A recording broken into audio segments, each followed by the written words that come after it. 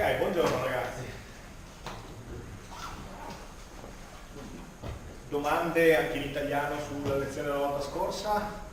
Tutto chiaro? Response time analysis per sistemi a priorità fisse per computare, quando è il caso peggiore, il tempo di risposta. Passo all'inglese. C'era l'esercizio sì. da risolvere. Ok. Nel caso c'era l'utilizzazione. Esatto. Avete risolto? No? Nessuno? Chi l'ha risolto? Allora, cosa prevedeva l'esercizio? Dico in italiano sta parte. E sostanzialmente si trattava di creare un task set, ok? Anche potenzialmente con numero infinito di task, periodico, con deadline diverse dal periodo, nel quale la densità totale fosse infinita e il task set fosse schedulabile, ok? Vi ricordate? Quindi adesso in quel pezzo di lavagna che rimane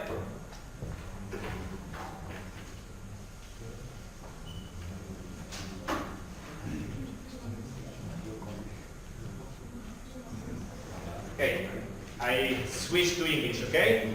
So last time the target was to derive a task set with a density that tends to infinite, where the density is expressed as the sum of all tasks from I to n of their execution time over their relative deadline, okay? And I suggested you guys to create a task set that had, for instance, one task and a given period, the second task and a given period, the third task and a given period.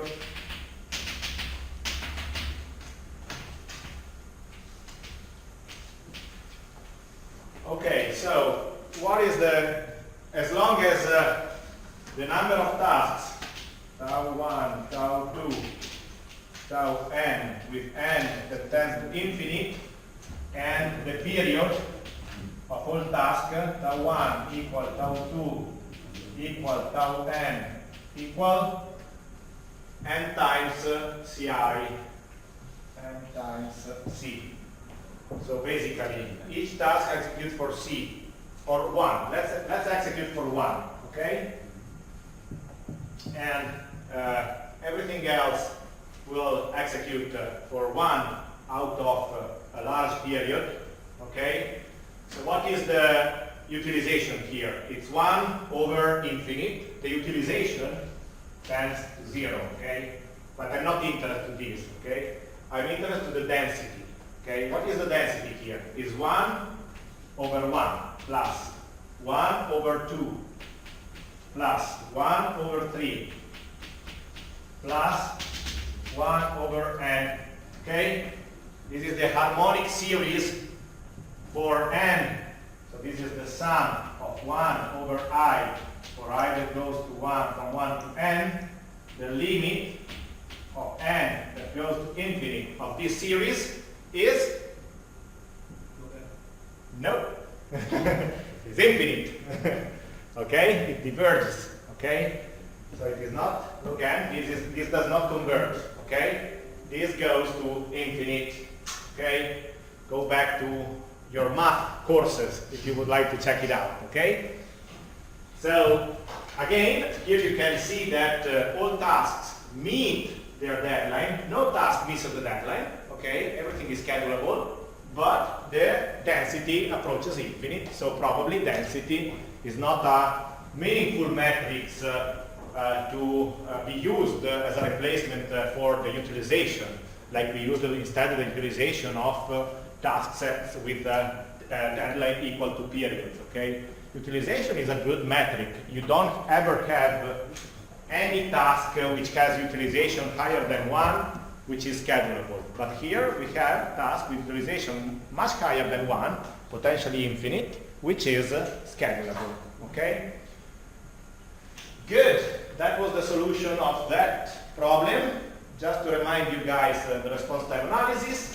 When we have task system with deadlines different from periods, we conveniently use the response time analysis in a fixed priority scheduled system. Again, with fixed priorities, it is convenient to use this iterative formula to derive the response time, okay, in a periodic or sporadic task setting with independent tasks, okay? No shared resources here beside the process, okay? So the response time that we compute in this way is the exact worst case response time. It is not only sufficient or only necessary. It's really the exact worst case response time bound for this given setting. If you remember, I told you that basically this response time corresponds to the scenario where all tasks arrive simultaneously, okay, and they repeat as soon as possible, okay?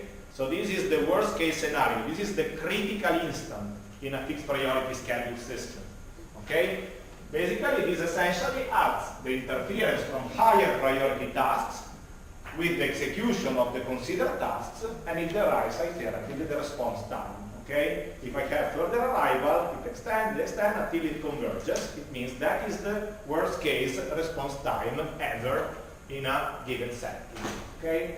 It is not an upper bound, it is not a lower bound, it's the exact worst case response time.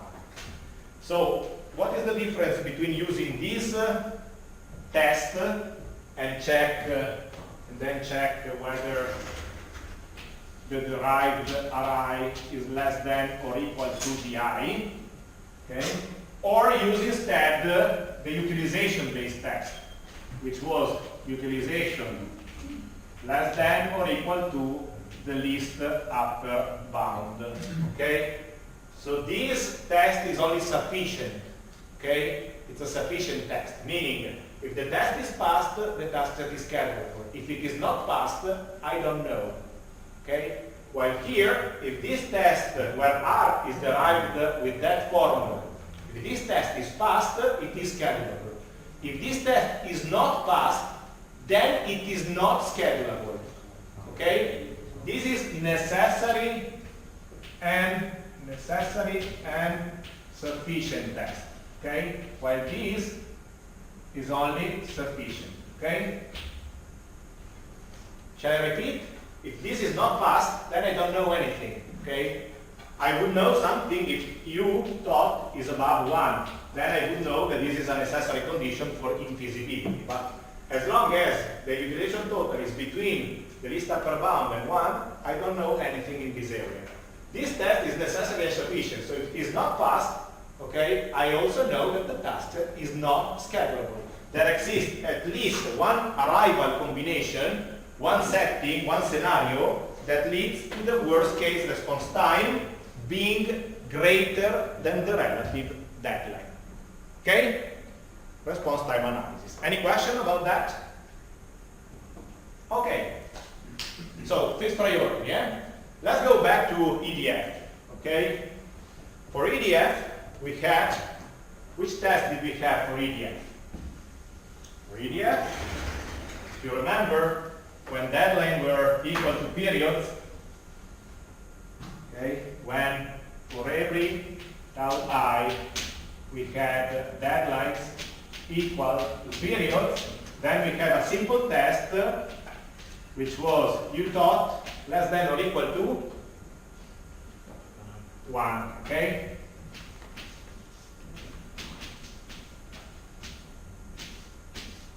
Okay, when deadlines are maybe different from period, okay, I cannot use this one, okay? I cannot use this one. When deadlines are different from period, I cannot use that one, okay? The same as was with fixed priority, okay? I have the utilization-based test. When deadline were equal to period, when deadline are different from period, I shall use the response time analysis test, which by the way is also exact in the other case as well, okay? For EDF, I had the utilization-based test, okay, which is conveniently used. This is exact also when deadlines are equal to period. It's when the task set is not passing that condition that I know for sure that it is not schedulable, okay? I cannot ever schedule anything with utilization greater than 1, of course. So in that case, this is also necessary and sufficient. Okay? Well, what if I have deadline different from periods?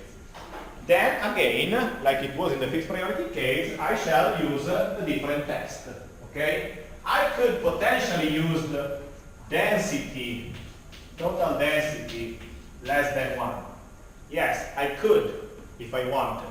I could, but again, I had, this is not very discriminative because again, in this case, I have task set with the infinite utilization approaches infinity, okay, that is still schedulable, so the density is not a valuable discriminant to understand whether a task system is schedulable or not.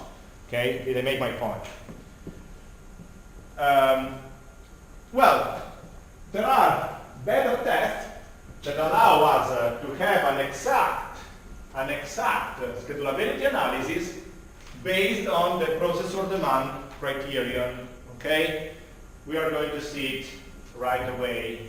Okay, basically we compute what is the worst case demand that a task system can have in a given interval.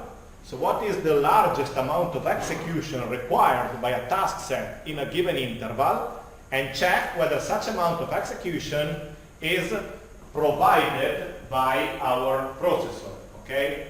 So if I have 10 time units, I will check whether the demand of my task system exceeds 10 or not. Okay? This is the processor demand criterion.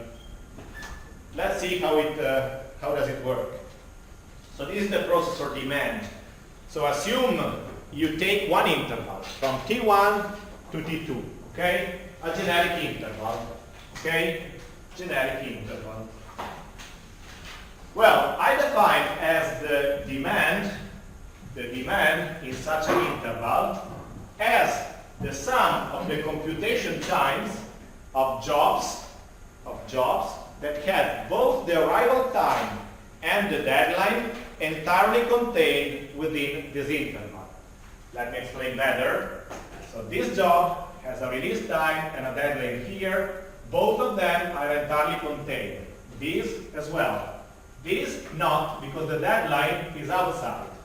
This not, because the release time is outside. Okay? I will just sum up all the jobs whose release time is greater than the beginning of the interval and deadline is earlier than the end of the interval. Okay? So this is called demand. Okay? Demand, processor demand. Given a task set, I can compute the demand in a given interval. Okay? Jobs entirely contained. Both release time and deadline are contained. Okay? Well, I can prove that the worst case demand of a given task system is computed putting T1 at the very beginning, when the first job instance is released. Let me repeat. Before I told you a general definition for a demand with a spanning interval, okay? I'm telling you that the largest demand is when this beginning of the interval coincides with the beginning of my task. Okay? It's easy to see, right? Look at here. So given a fixed fixed width, okay, what happens if I move the window here or here? Okay? So if I move it here, the demand does not increase, right? Does not increase because this guy was not contained, okay? But here, as soon as I reach this point, the demand increases suddenly by one entire job, okay? So this is more or less the reason why the demand is maximized when the beginning of the interval coincides with the beginning of one job, okay? The same would hold also doing the same and putting the end in correspondence of the deadline, okay? That would be equally true, okay? But for now, let's assume that we put the offset to 0, okay? The offset to 0. So we compute the interval not as T1, T2, but we just assume that T1 coincides with the beginning, with the origin, okay? And we just use L as the length of the considered interval, okay? because this is a situation that maximizes the demand. Okay? Well, so having fixed the beginning of my interval, how can I now compute that magnitude, that metric that I defined before? So how can I compute how many jobs are entirely contained within this interval? Okay? So this guy is contained, this contained, this contained. This is not contained because its deadline is beyond the end of the interval. Okay? Well, to compute it, this is the formula for one single task and for all tasks. Okay? Let's assume one single task. Okay? One single task. So this task here. Let's see whether you are convinced by this formula. Okay? L minus di plus di. Okay? L minus di plus di. Okay? Divided by T floor times Ci. Okay? Well, this is like L plus Ti minus di. So let's see how this value behaves. Okay? So when we are here, before the deadline, it is something smaller than the deadline, okay, that goes down to 0. So something negative plus Ti, okay, so this is smaller than Ti. The floor, this is 0. Okay, so this value is 0, 0, 0, 0, 0. As soon as I reach the deadline, I have a step. When this is D minus D, 0, this simplifies to 1, and this goes to Ci, okay, right away. When I continue, this will remain 1 until the next deadline here, okay? The next deadline here is T plus D. So T plus D means twice T, this is 2, and this is 2 Ci, okay? So if you plot the behavior of this, it's like 0, 0, 0, C, C, C, C, C, C, 2C, 2C, 2C, 2C, 3C, 4C, okay? It's a stepwise function with discontinuity every deadline of the considered task, okay? It has one discontinuity after Di, and every later discontinuity is at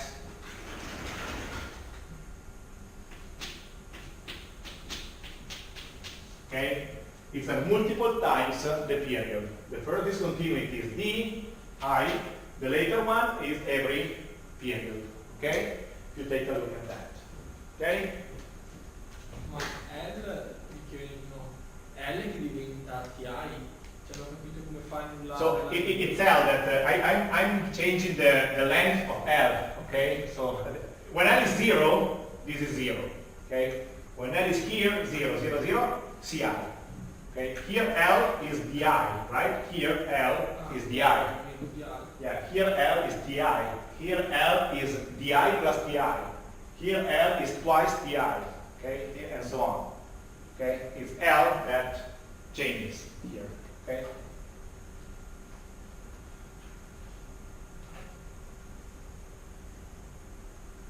Okay. Well, essentially, the process of demand test says that a task system is schedulable with EDF when for every possible length of my interval, the demand never exceeds the allowed execution time.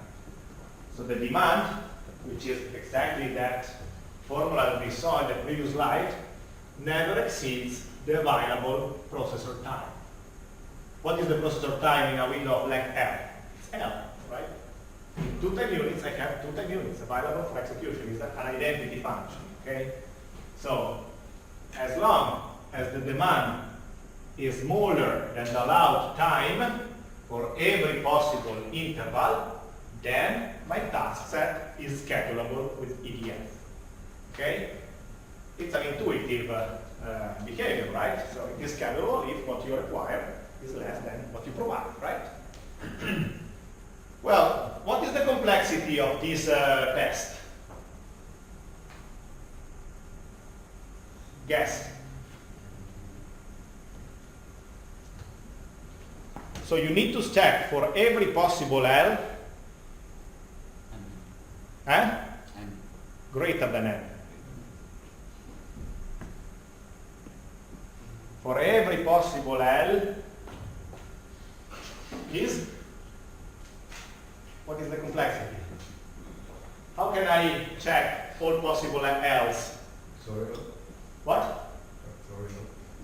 No, higher than factorial. What? Higher than exponential. Infinite. Who said infinite? Yeah. I mean, how can I check all possible L? When is the last L? It's infinite, right? So I cannot use that test because it has an infinite complexity, right? I cannot check all possible interval until forever, right? So I need a way to bound this L here, okay? I need a way to finish, to stop sooner or later, right? So this is what we're trying to do, okay? So this is essentially a way to see the test before, okay?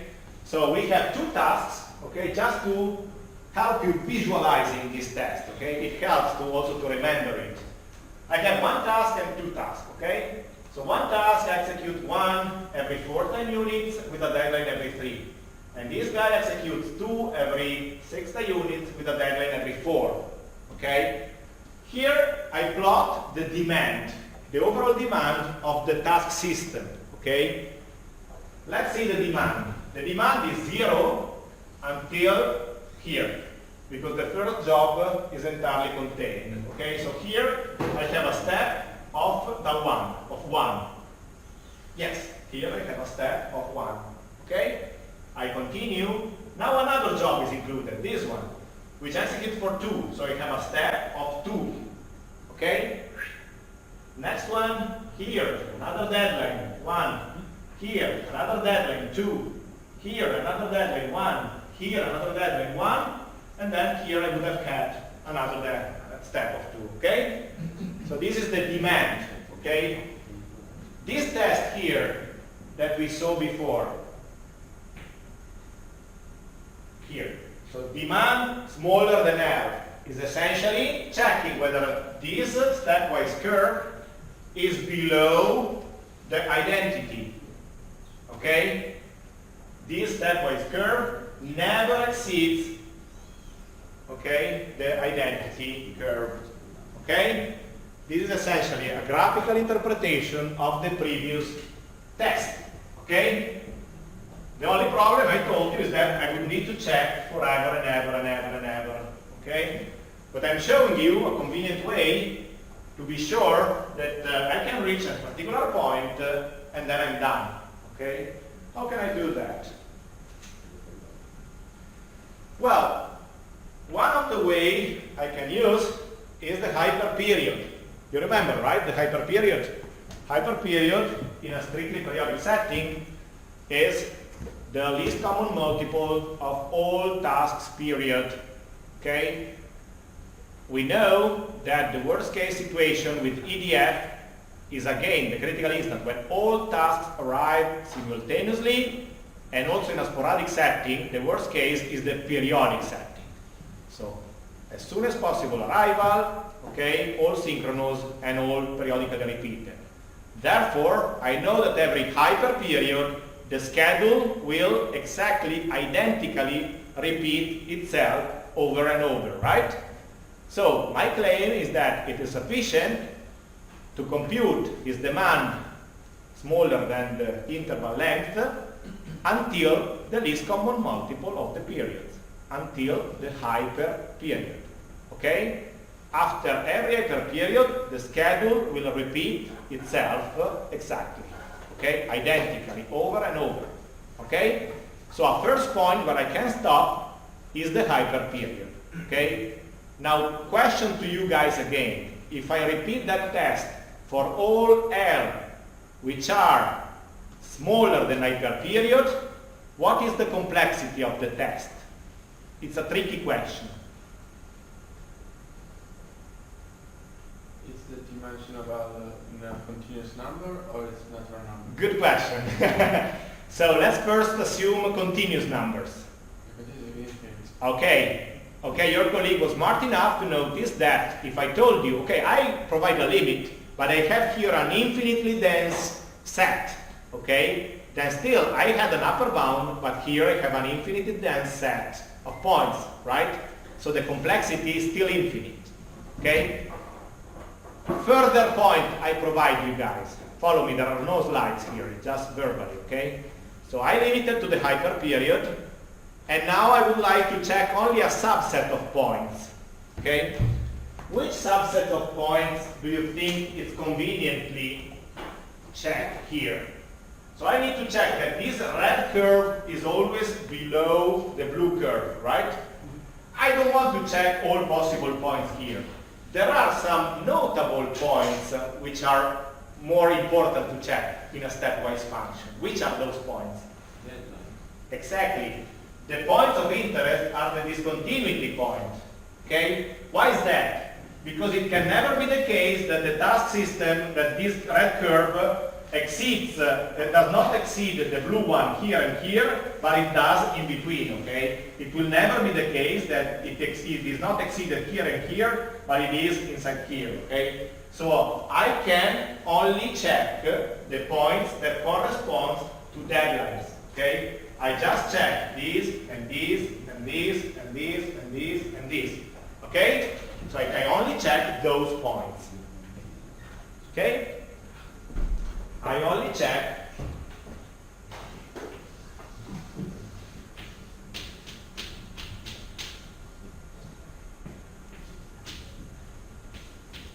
where h is the hyperperiod.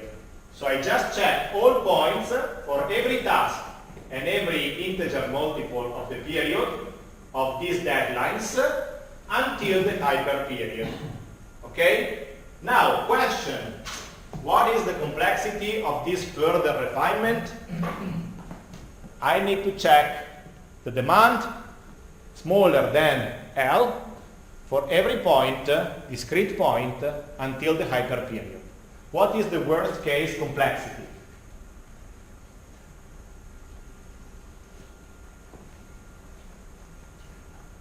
It reduces to the magnitude of the hyperperiod. What is the complexity? What is the potential length of the hyperperiod in the number of tasks? It is something that in the worst case has the number of tasks where in the base, in the exponent, in a polynomial. Think about the hyperperiod. What is the worst case for a hyperperiod? If I have 10 tasks. If I don't have harmonic tasks, the worst case is the... So if I have a task with a period 10, another with period 11, another with period 13, another with period 17, another with period 23. Second? It's 5, the number of tasks. It's the product of the number. Is the product of the tasks, okay? So it's a product of n factors, okay? If it's an n product. An n product, if I assume to have the same factor, multiplied n times, is x powered to n. So this is called exponential complexity. Okay? Exponential complexity. The hyperperiod has a potentially exponential value in the number of tasks. Okay? If I'm very lucky and all tasks have the same period, then the hyperperiod is the same period, okay? But in general, if I don't know any information, the hyperperiod has a magnitude which has the number of tasks in the exponent, okay? If all periods are mutually prime, okay? So again, this test, okay, is not infinite, but it's exponential, which is something we don't like, okay? We could apply it if the number of tasks were small, okay? We rather search a polynomial bound or a pseudo-polynomial bound which is much earlier than the hyperperiod, if there is any. Well, there is one. I'm telling you how to derive it now, okay? So, summarizing, we had initial test, infinite. I put hyperperiod bound. I check it only at discrete time. It is not more infinite, but it is exponential. So let's now try to derive an earlier bound until when to check whether the demand is smaller than the interval length. Okay? Well, here I can do something like that. So you remember what was the value of the demand? The value of the demand was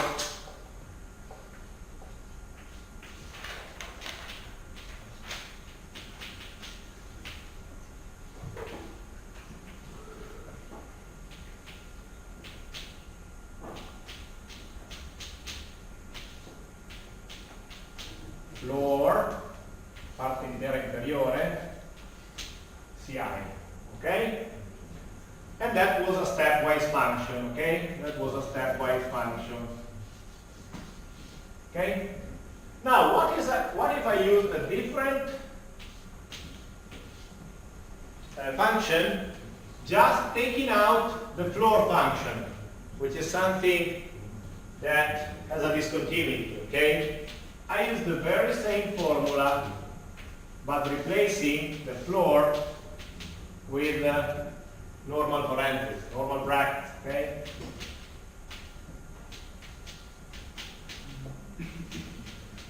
Okay? So what does this correspond to? So this is essentially some kind of a linear function of that. Okay? So essentially, I can manipulate it. Here is already written, is the GL, okay, which is strictly higher than the original small g, okay?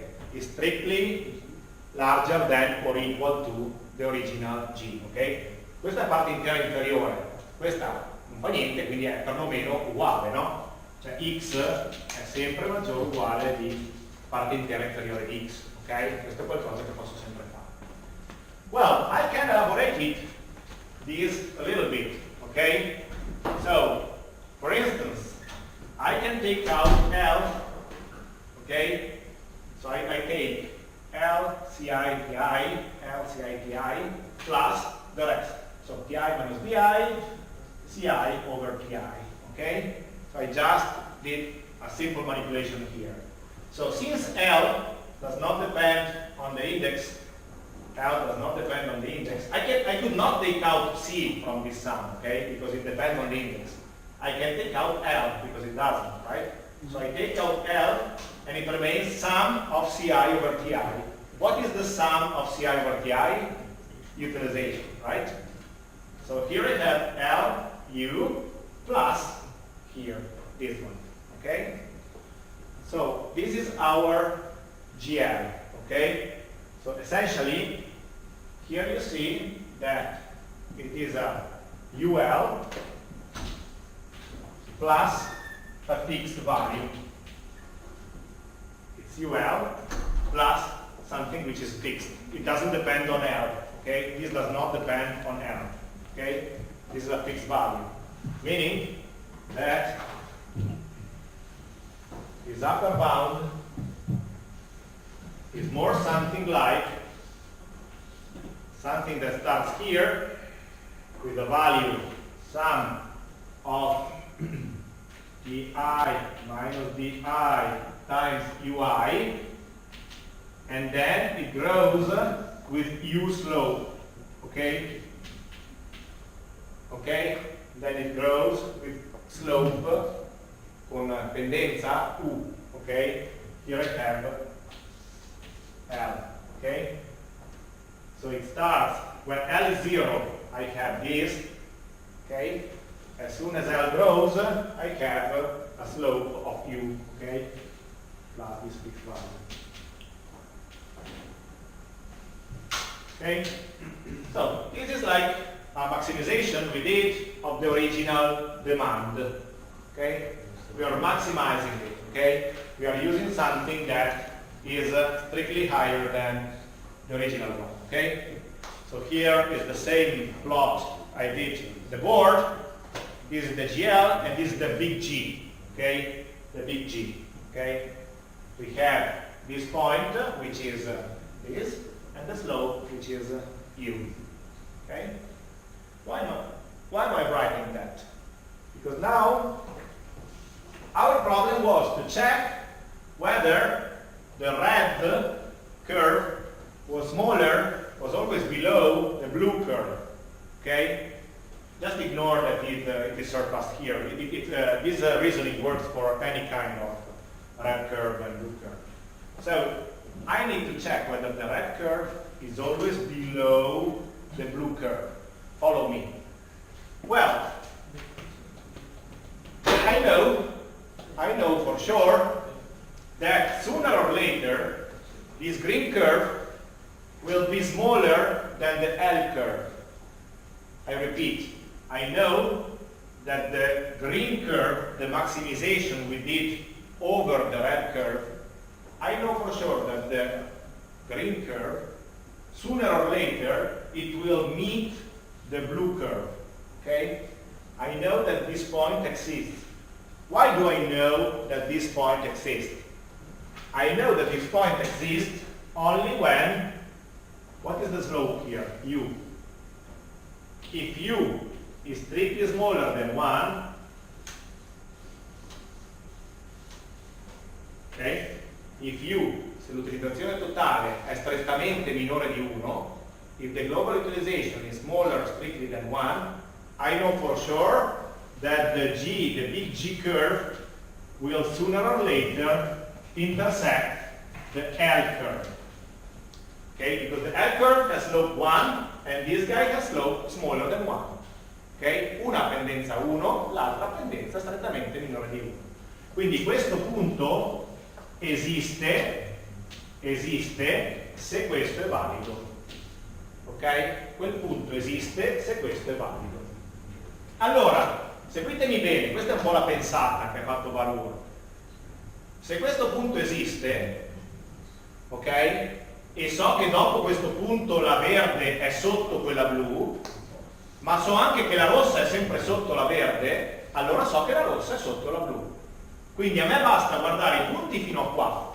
Quelli dopo questo punto, so per forza che la mia condizione G minore di L è soddisfatta. Ripeto, se io so che la verde prima o poi incontra la blu, perché ha una pendenza più piccola, ok? Allora io so che dopo questo punto la verde sarà sotto la blu, ok? Ma siccome la verde, per come l'abbiamo definita, è più grande della rossa, allora so che dopo questo punto la rossa è sicuramente più piccola della blu, ok? Quindi mi basta guardare il mondo fino a qua, ok? What did I do in that way? I provided a different bound than the hyper period, okay? This is a much earlier point in time as long as the utilization is strictly smaller than 1, okay? This is a much more convenient point where to stop my analysis, okay? Which, as long as the global utilization is smaller than 1, is conveniently used as an upper bound until when to check my deadlines, okay? So the test now becomes check all your deadlines until this point here, okay? How can I compute this point? You help me. How can I compute that point? Exactly, so it's very simple. So I just take the G, okay? I just take G L and put it equal to L, okay? When they both intersect, okay? So this is LU plus the sum of DI minus DI times UI, okay? I try to derive L from this one, okay?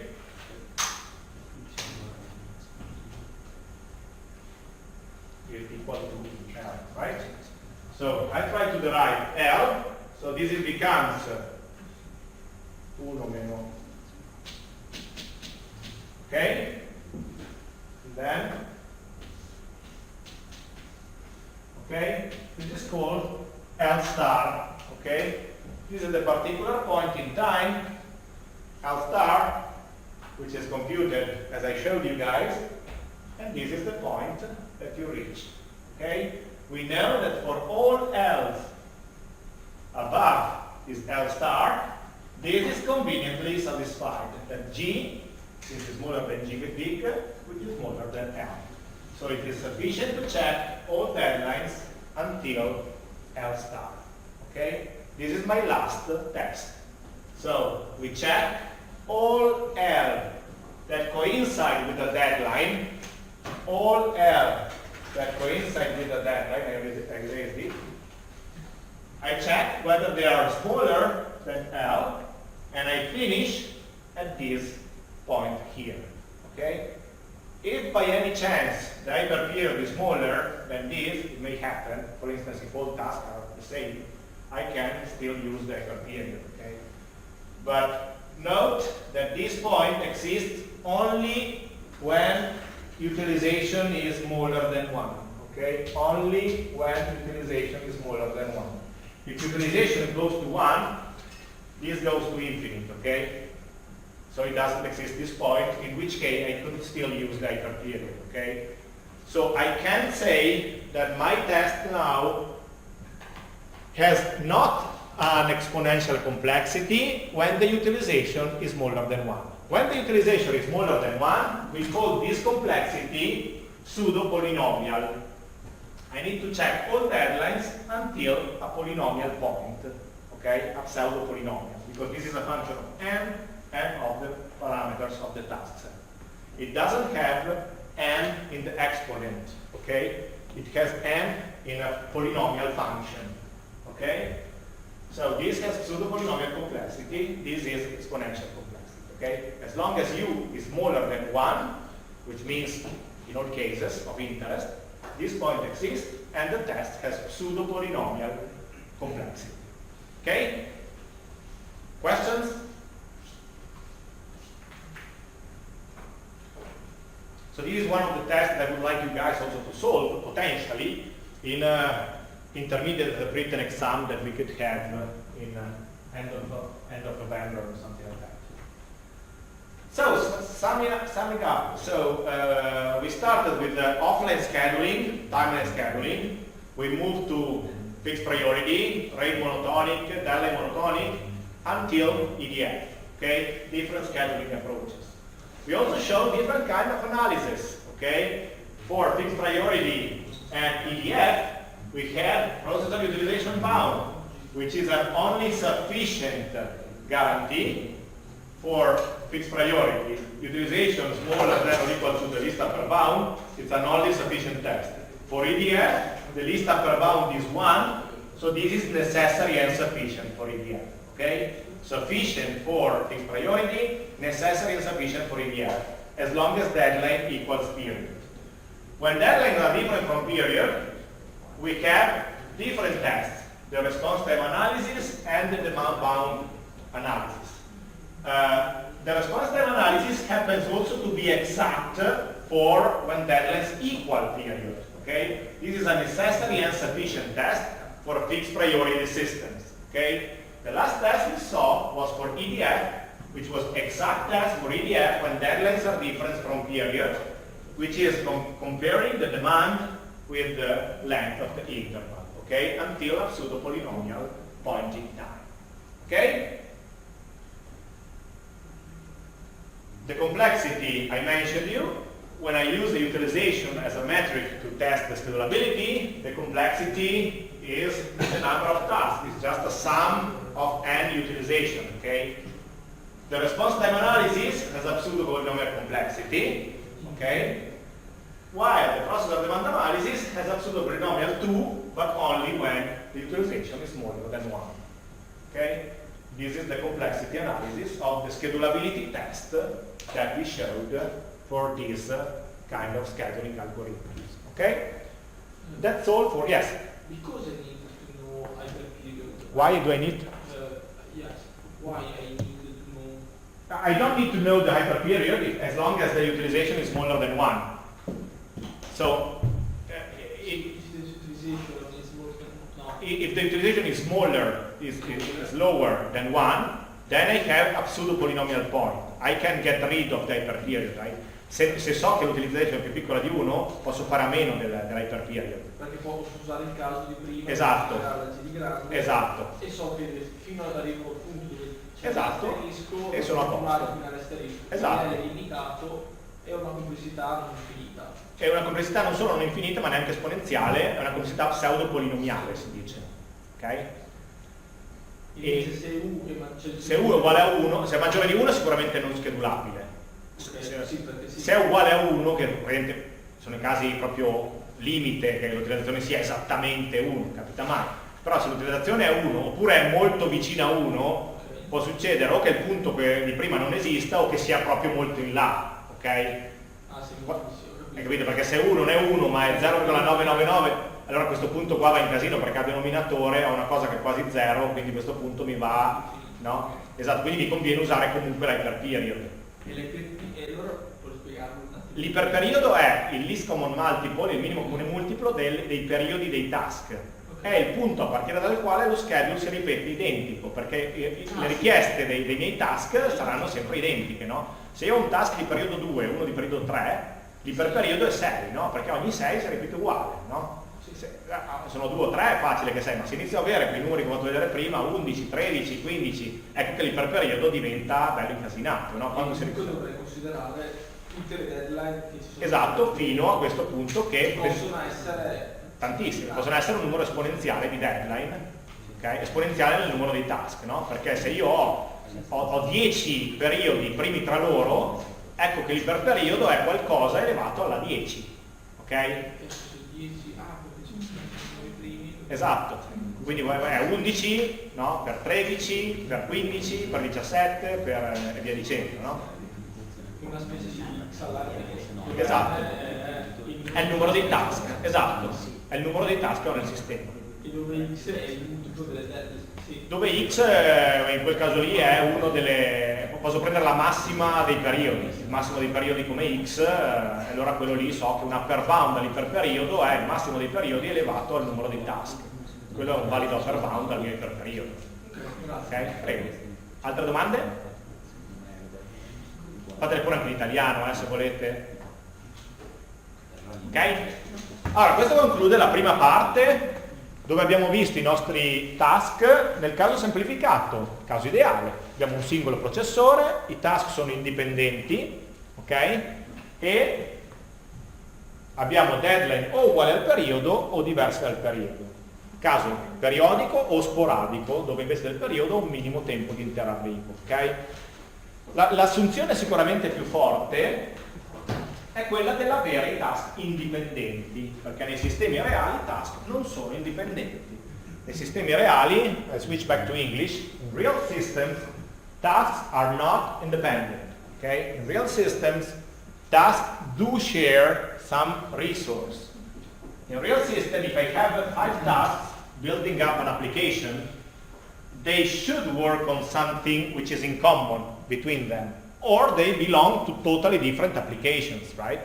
If I have an application and I express it concurrently, like you will do in your project, it means that sooner or later, each individual component, each individual task will need to produce something for the other task or for the third task, and so on, right? If one task never produces anything for the application, then it is useless. You can get rid of it. You can take it out, right? So these tasks, sooner or later, will share something.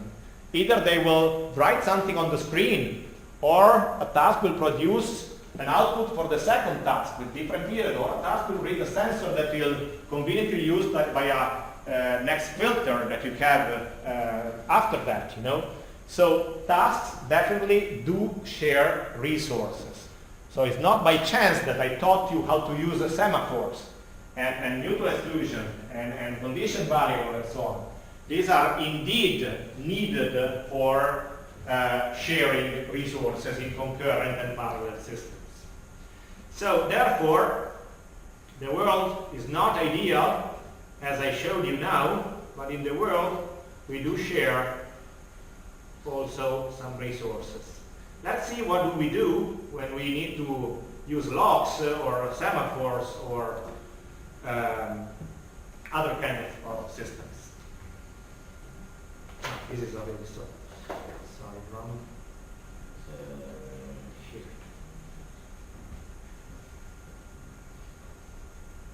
Okay. So, when tasks are not independent, of course, you might want to use mutual exclusion. You may have critical sections.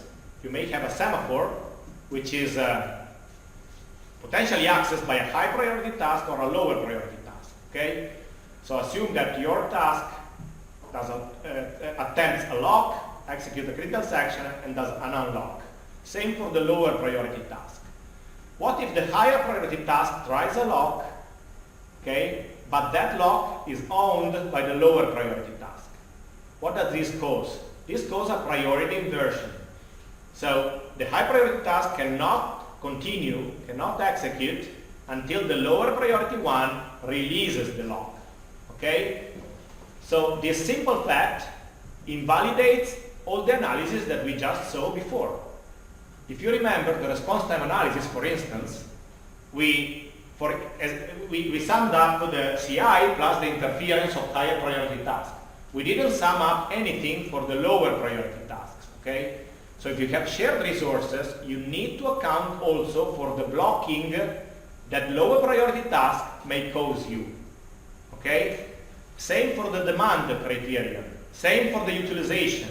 All those tests assumed that tasks do not share resources and that a high priority task is never interfered by lower priority ones, or with EDF by tasks with a larger deadline. Okay? We never took into account the blocking amount of lower priority tasks.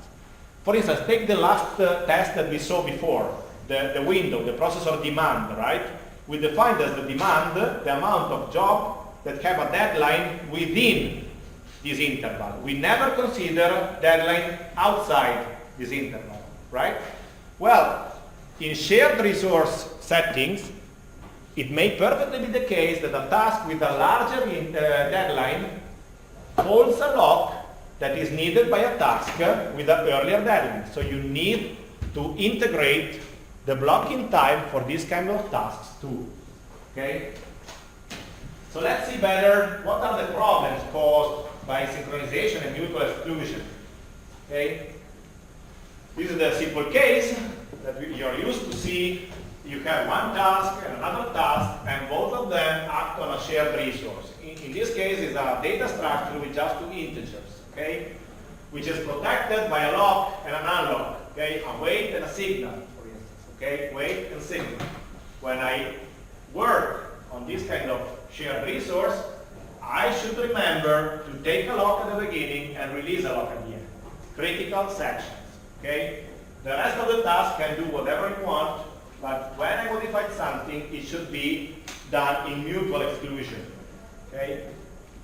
So, this is a case where my higher priority task, for instance, if I assume that the priority of task 1 is greater than priority of task 2, with this particular arrival time, task 2 arrives, there is no one for task 1, it starts, it locks, it continues, preemption, it executes until task 1 arrives to the critical section where it attempts the lock. I'm attempting to enter the critical section, but the lock here is owned by the lower priority task. So what do? I suspend, I block, right? What was the effect of the wait primitive? This schedule goes to the blocking queue. I'm blocked. The operating system executes someone else instead. Okay? I block.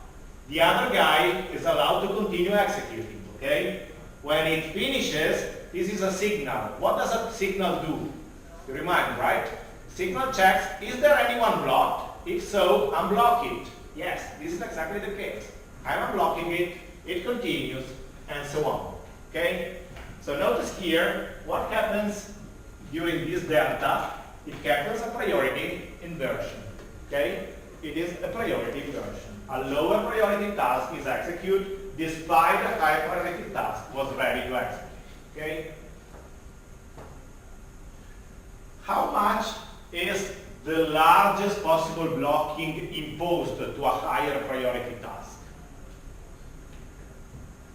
Well, it is the critical section of the lower priority task, right?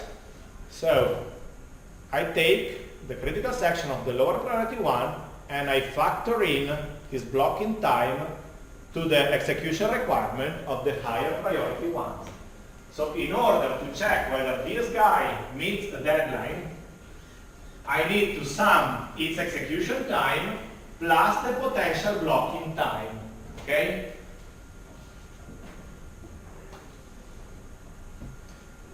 Well, but if I have multiple lower priority tasks, how many times my task may block?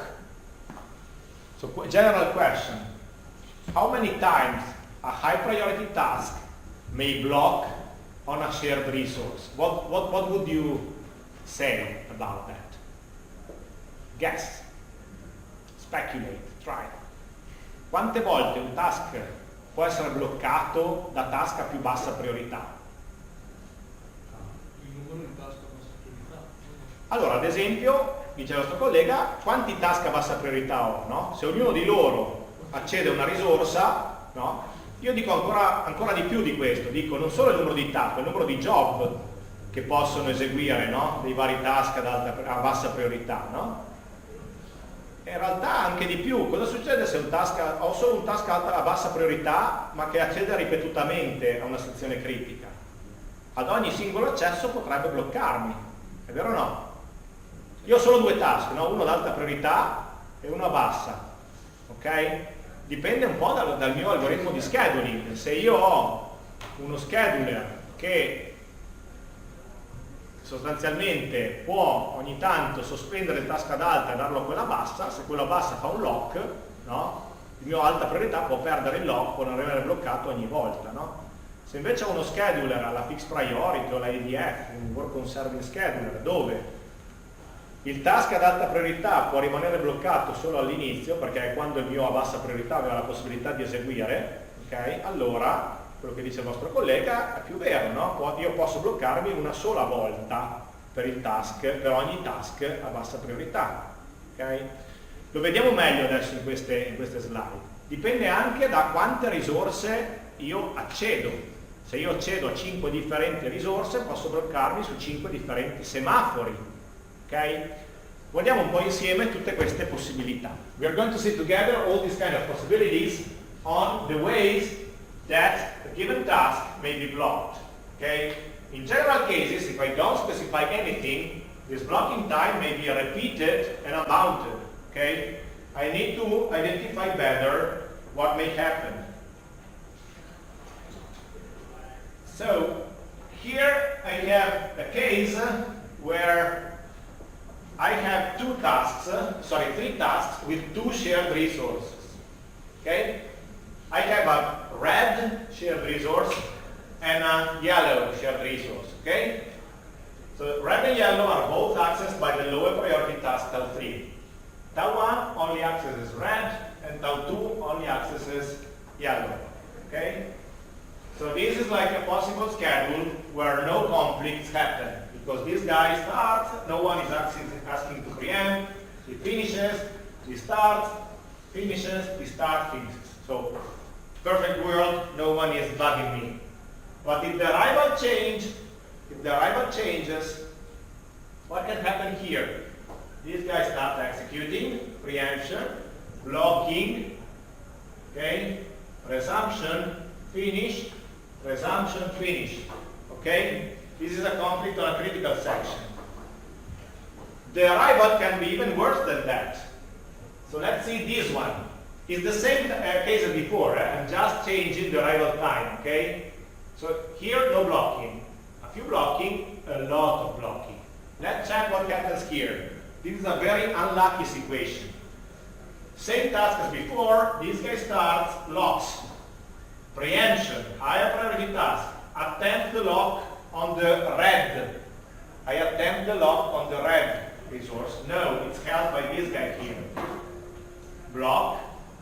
This guy continues. Preemption. priority task, no lock required, lock required, unlock, continue, and only then lower priority task, continue, unlock, continue, finish. What is the problem here? Content switch. Say again? Content. Not only context switch. Miss Miss the deadline, yes, but because the blocking is very large. Why is the blocking so large? Try to think a little bit. What happens here which is so inconvenient for the task, the high priority task itself? I'm telling you, it is not only blocked by the length of a critical section. But I have another task that have a high priority of the third task. Exactly, so explain it better. I'm blocked by the whole amount of a middle priority job, not only for its critical section, but for the whole duration of the middle priority task, which can be potentially very, very, very long. Critical sections are typically short. If you are making a critical section too long, either you're a bad programmer or, I mean, it's a very inconvenient case, okay? Always try to keep critical sections short, okay? So typically, I'm not suffering too much because of the blocking of a critical section. But I'm suffering very much if I may arise a case where I'm blocked by the whole amount of the job execution, okay? This job may potentially execute for a long while. I don't want that, okay? And notice, I didn't do anything. I'm just using a fixed priority schedule here. It's fixed priority. It's not a fancy table-driven something, right? So fixed priority, as soon as a high priority task is ready, it executes. So here, only task ready. Here, the highest priority task. Blocked because it's waiting it's for release the reserves. Okay, continue. High priority task. Higher than this. Yes, good to execute. Okay, when it is finished, this can unlock and this can continue. Okay, this is a basic problem of the Mars rover that I mentioned to you last time. Okay, there was a middle priority job, okay, which arrived and caused repeated deadline misses to the high priority tasks. Okay, they only accounted for the length of the critical section for the blocking, but the blocking could have extended to the whole length of the second job. Okay? Why it didn't turn out in the testing phase? Because you may notice that it depends on the task arrivals.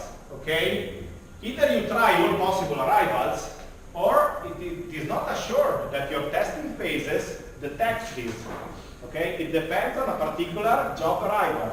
Okay? If you have hard real-time systems, you cannot just go and debug online. If it's a flight control, if it's a car that goes in the street, if it's a plane, if it's a nuclear reactor, so all these kind of typical hard real-time systems just cannot tolerate a situation of this kind. Okay? Okay, so if I have this priority inversion problem, okay, what can I do? So it is not sufficient to use one of the real-time scheduling algorithms that we studied before. It may be necessary to use some additional protocol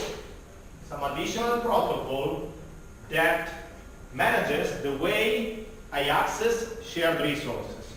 These are called shared resource protocols. Okay? So beyond EDF and fixed priority, I can add something more that essentially tells me how to arbitrate the way tasks access to shared resources. Okay? Basically, I will modify the priorities of tasks dynamically based on the resources held by a given task. Okay? We're going to start with that together. So these are the protocols that we are going to see together. Okay? These are all single processor protocols. There exist multiprocessors counterparts, which we will not have time to study here, but these are the most meaningful ones to take a look at. And most of them are also implemented already in Linux. In Linux you can find the priority ceiling or priority inheritance, okay, protocols. Okay, simplest one, non-preemptive protocol. So forbidding preemptions during critical sections. Okay? What does it mean? If you go back taking a look at the slides before, when does the big blocking event take place? It is because I allowed the preemption during the execution of a critical section. If you don't believe me, that was the case. The case was because I allowed this guy to be preempted, especially here. I allowed this guy to be preempted. So if I did not allow this guy to be preempted, it would have been much better for this guy here, because this could have executed here, and that task could have executed right away. Okay? So disabling preemptions during critical sections is a possible solution for avoiding this kind of priority inversion. Okay?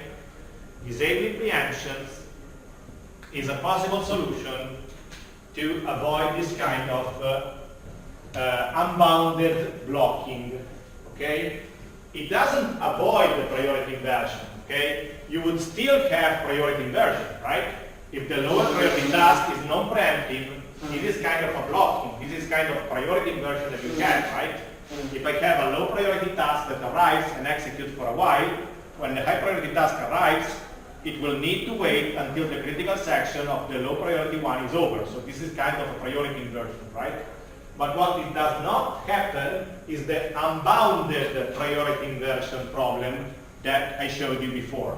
So it can never be the case where a whole job is contained within the blocking of the high priority task. Okay? It will never be the case that a middle priority job blocks a higher priority ones for an unbounded time.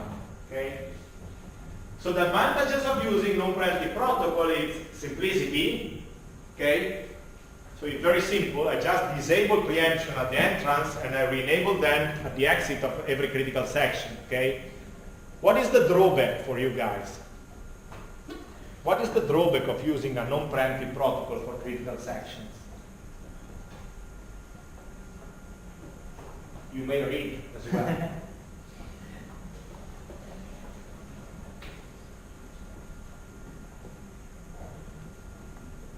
Well, if every time that I need to access a critical section, I disable the possibility of high priority tasks to preempt me, but maybe I have a very latency sensitive, high priority task that doesn't need any shared resources with me.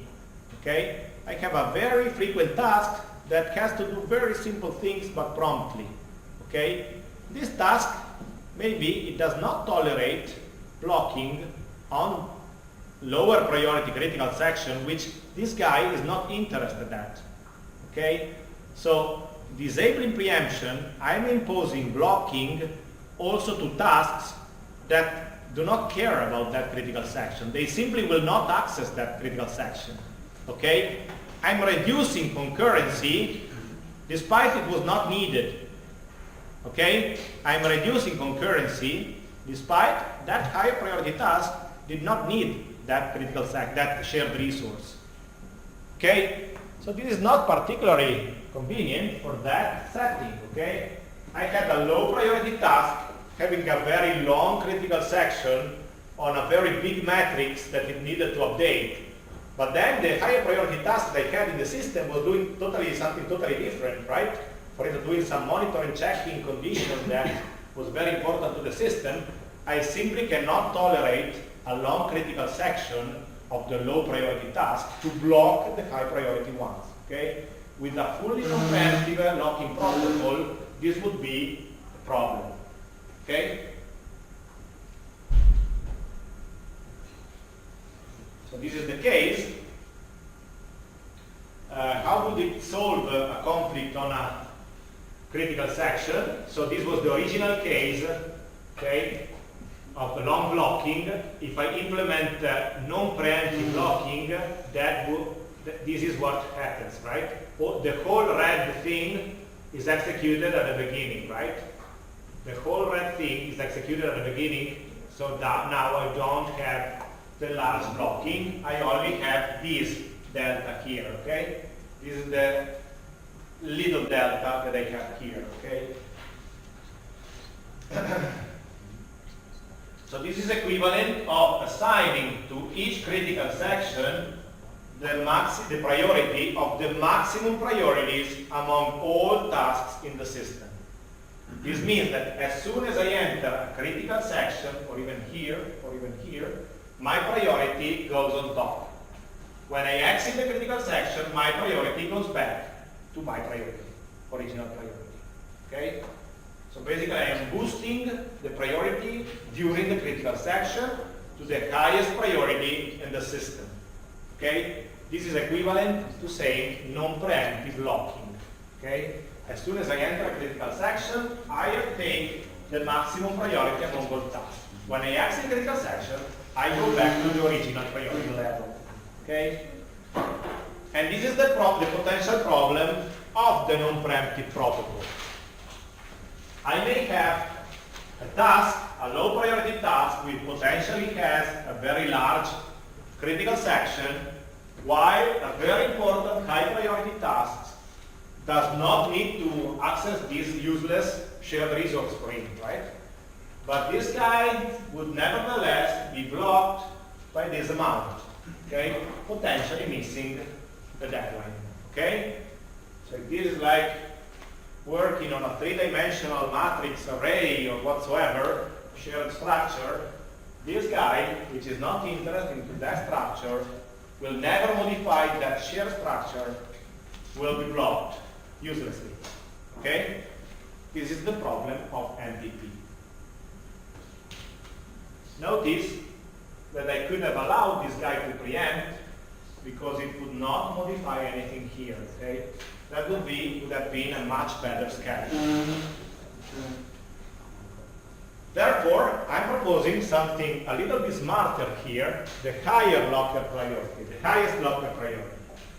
Basically, a task in a critical section does not get just the highest ever priority in the system, but only the highest priority among the tasks that potentially may interfere with it. Okay? Repeat, I will not assign to a task that enters a critical section the highest priority in the whole system. I will assign it the highest priority among the tasks that may potentially access that shared resource. Okay? I don't want to block tau 1 in the slide before, right? I just would like to block tau 2. Okay? So this is the highest locker priority. Again, the implementation is simple, okay? And the task is blocked when attempting to preempt, not when entering the critical section. And we will see that there are other protocols when the priorities change when entering the critical section. Here, it's just when attempting to preempt. This is a convenient way to implement it. So this is also called immediate priority ceiling. Immediate priority ceiling protocol. This kind of priority ceiling is basically the maximum priority of a task that may access a given resource. Okay? Is the ceiling among the priorities of the tasks that may access a given shared resource. Let's see an example. This is a schedule of the problem before, where now, when tau 3 executes and tau 1 arrives, the critical section of tau 3 can be interrupted because tau 1 is not interested into yellow shared resource. Okay? So here, a preemption arrives, this executes, when it finishes, this continues, when release the lock, the priority goes down to the original priority so that this guy can go on and execute. Okay? This is the highest locker priority protocol. Okay? So the priority of the critical section is not the maximum among all tasks in the system, but it is just the maximum among the priorities of tasks that use the same shared resource. Okay? When tau 2 is unblocked, when tau 2 is blocked, here, tau 2 is blocked, But tau1, since it is above the ceiling, okay, it can preempt within a critical section. Okay? So the ceiling of the yellow resource is here. Where is the ceiling of the red resource? Here. Okay? The priority among tasks that access the same resource. Okay? The priority ceiling of the red resource is the same as the priority of task 1. The priority ceiling of the yellow resource is the same priority of task tau 2. Okay? The highest priorities among the tasks that access that very same resource. Okay? Highest locker priority. What is so this solves a little bit the problem that we saw before with the non-preemptive protocol, right?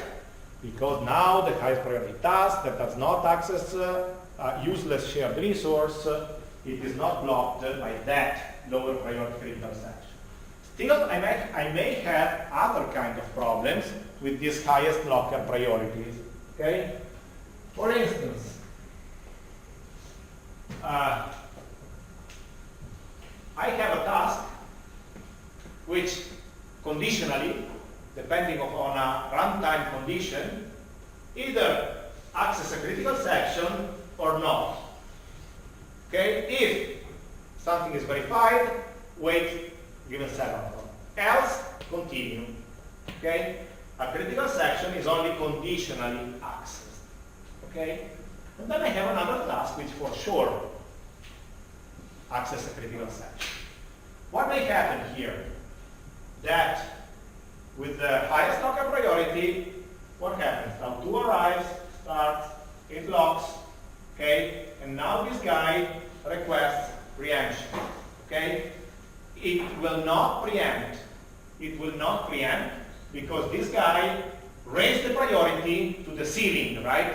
What is the ceiling of the red resource? The ceiling of the red resource is the priority of the highest priority task that may access red.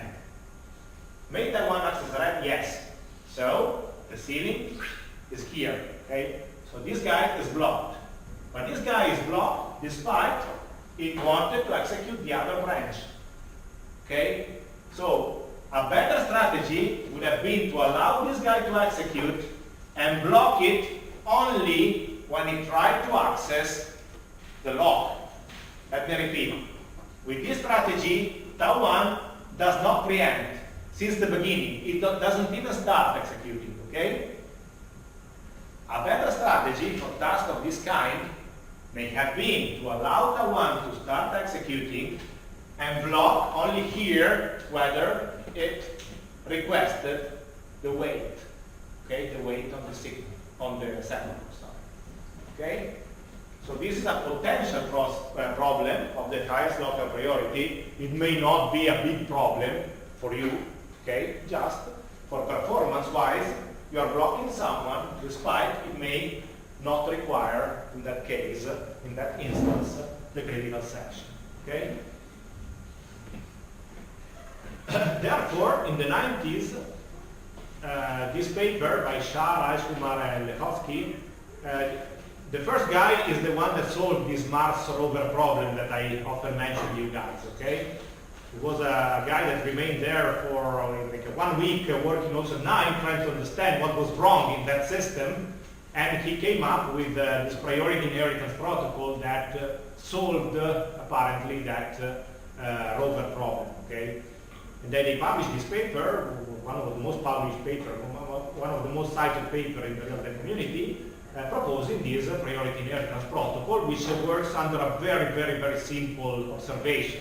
Okay, so it says a task increases its priority in a critical section only if it is blocking other tasks. If it is not blocking anyone, it continues with its own original priority. As soon as it is blocking someone, for instance, the highest priority task attempted a lock but didn't succeed, then the lower priority task in that case increases its priority. Okay? So, basically, to what is increased the priority? The priority increased to the highest priority task among those that are blocked due to me. So if I'm blocking task 3, then my priority is 3. If I then block also task 1, then my priority becomes that of task 1. Okay? So I dynamically increase the priority. I inherit the priority based on the tasks that I'm dynamically blocking. Okay? This is the way that the priority inheritance protocol works. Okay? So what is my priority? My priority is the maximum priority among the tasks that are currently blocked because of me. Okay? Priority inheritance. Okay? This is a schedule. I'm not sure if I'm covering you guys. So this is a schedule with a priority inheritance protocol. You can see here that the low priority task locks, starts, preemption request. I did not increase right away my priority here, right? Because I'm not blocking him, okay? So this guy may preempt me. Only when it will attempt to execute a lock and it will fail, it will be blocked, and then my priority will be raised. Let me repeat. I start with my original priority, okay? I don't raise it right away, okay? Priority is still my nominal one, okay? Preemption, because I still have a low priority. This guy has a high priority. He executes. If he does not try any lock, this guy may continue executing, okay? If this guy tries the lock, so the next instruction is a wait on the semaphore which I'm holding, only in that case this guy is suspended, and now I know that I'm blocking it. Then, since I'm blocking it, my priority raises to P1.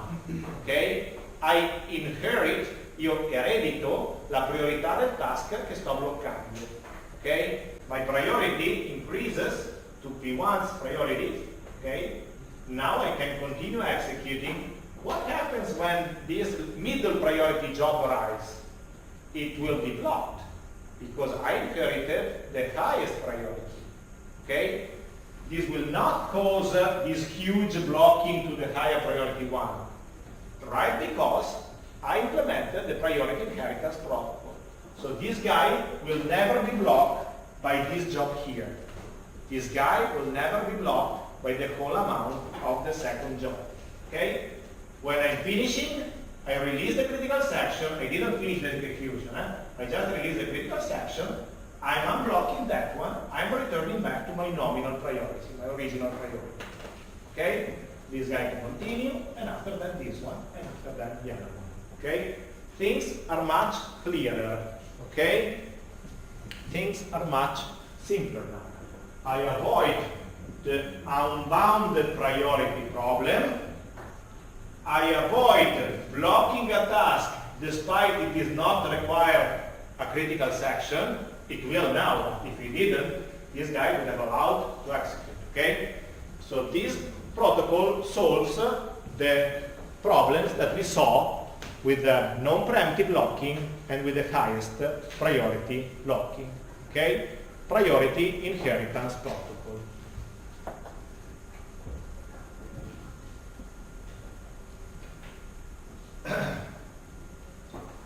Well, this is a direct blocking.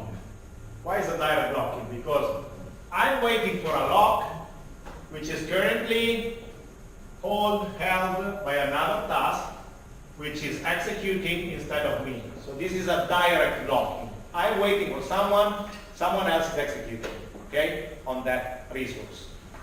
This is an indirect blocking, a push-through blocking. Why is that?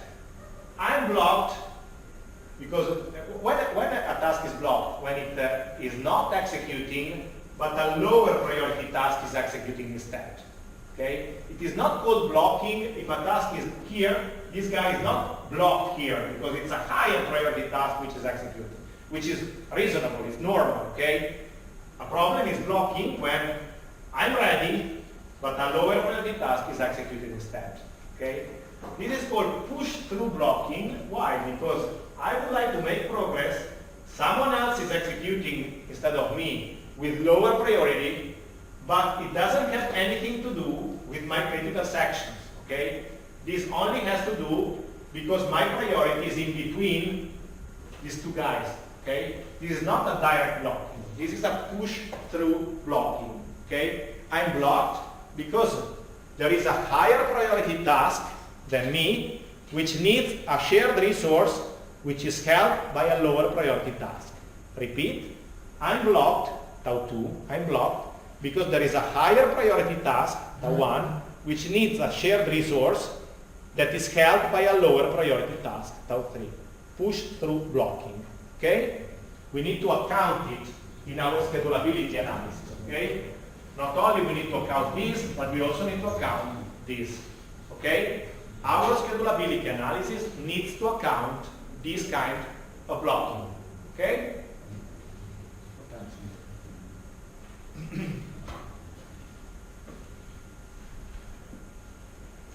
So direct blocking, a task directly blocked on a locked semaphore by a lower priority task.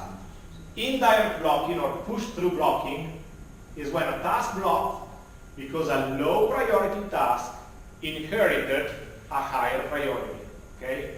Push-through blocking, okay?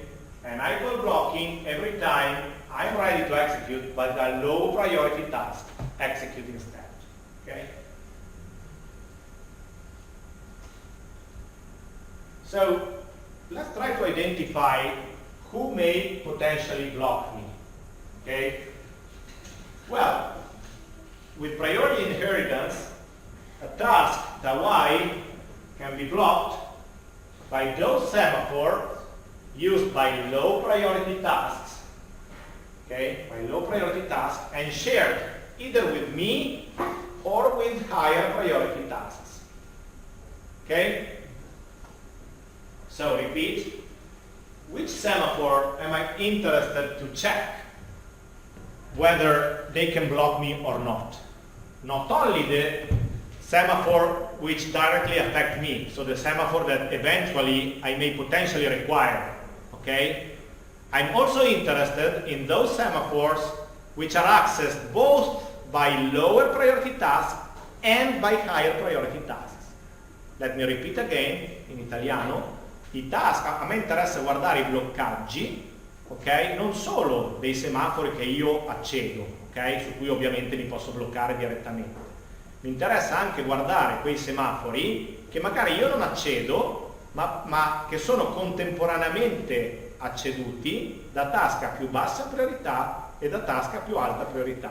Perché è il push-through blocking, ok? Io mi troverei lì in mezzo e può benissimo darsi che un task ad alta priorità richiede quel semaforo che è correntemente posseduto dal task a bassa priorità, ok? Causando appunto quella inversione di priorità che causerà il mio bloccaggio, ok? Questo è proprio uno dei problemi che può succedere. Ok, I think that's enough for today. It was quite a dense theoretical class. Next time I will show you ways to compute these kind of blocking terms and put them into the schedulability analysis, response time analysis, utilization and demand criterion that we saw in the last classes for independent tasks. Okay? I'll see you guys when? Tomorrow? Come? Non abbiamo lezioni domani. Ah, ok.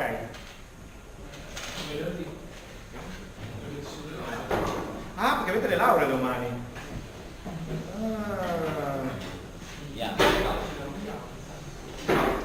Ah, va bene, allora venerdì con Cavicchioli, ok? Venerdì con Cavicchioli.